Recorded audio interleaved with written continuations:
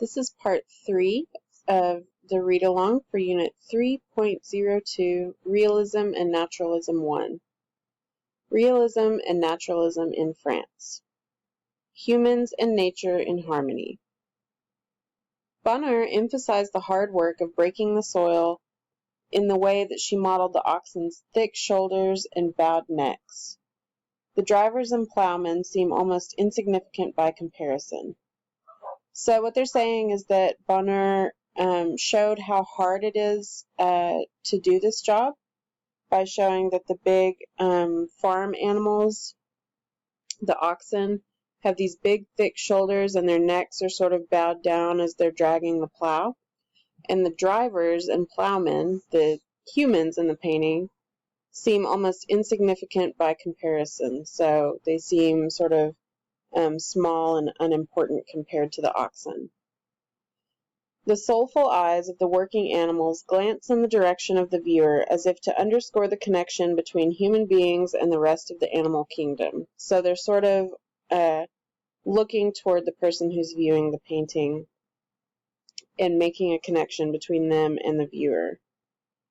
To further suggest the connection between man and beast, Bonheur's painting is massive, 5 feet 9 inches high by 8 feet 8 inches wide. Imagine standing in front of it, trading glances with the immense oxen.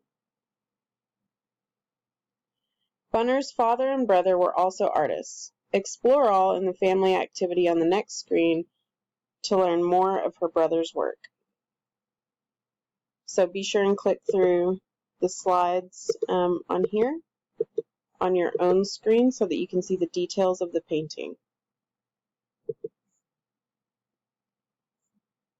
All in the family. Auguste Bonheur. Rosa Bonheur's younger brother, Auguste, was also a skilled artist in the naturalist tradition. His extraordinarily lifelike painting, shown here, resembles and bears the same name as Rosa's work, Plowing in the Nivernais. His painting is much smaller than his sister's version. It measures only 24 by 40 inches.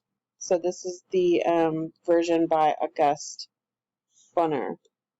Clara Clement, a well-known 19th century American art critic, wrote of Auguste, "Like his sister, he paints oxen with remarkable truthfulness, but in her overshadowing fame, that of the brother has been lessened, and he has not always received the praise justly his due." So she's saying that just like Rosa, who painted this painting, Auguste, who painted this one, also paints the oxen with remarkable truthfulness. So remember that when we're talking about naturalism, we're talking about being true to nature.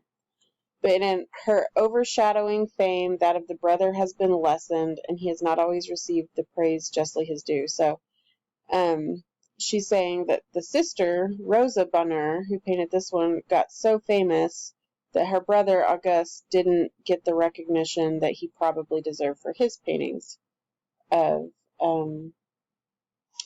life in rural France.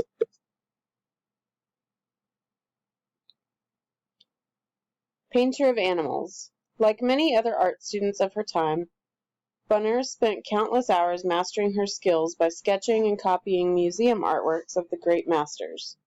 Her real passion, however, lay in painting horses, cows, rabbits, and other animals from real life.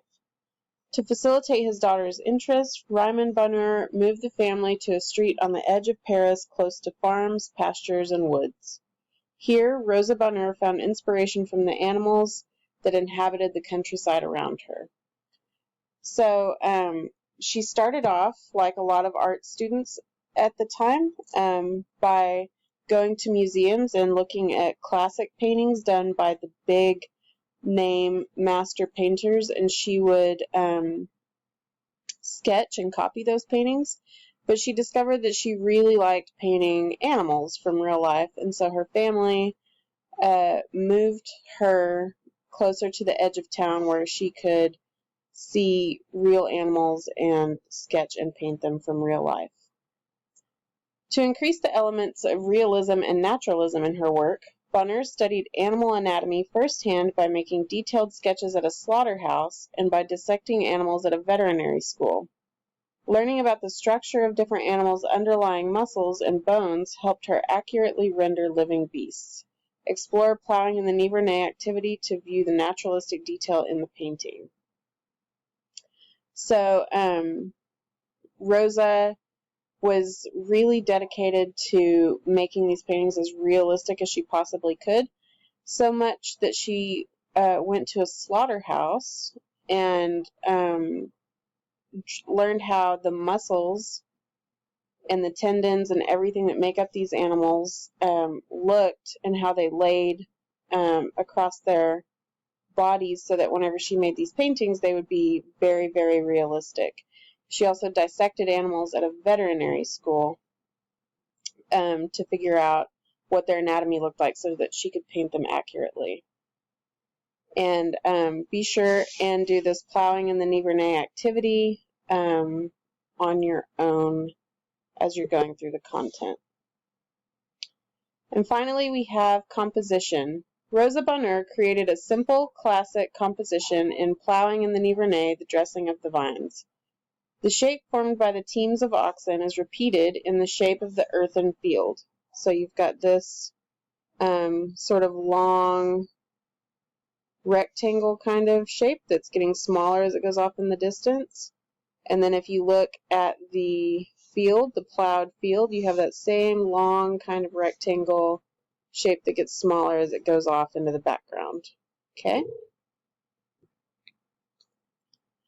The strong diagonals of the oxen teams lead the viewer's eyes across the painting. So they're talking about this sort of diagonal motion across the painting that leads your eye from the oxen at the front all the way through to the oxen at the back. The strong midday sun bathes the scene with light and gives the oxen and laborers a sense of solidity and timelessness. So the painting is made in the middle of the day. It's strong lighting. Everybody in this painting is kind of lit up equally. There's nobody like really far back in shadows. And it gives it a sense of solidity, so solid objects, and timelessness, meaning this painting could have been made at any time because it looks like it could be painted today still. It doesn't look dated. So it doesn't look like it was made in the 1800s necessarily.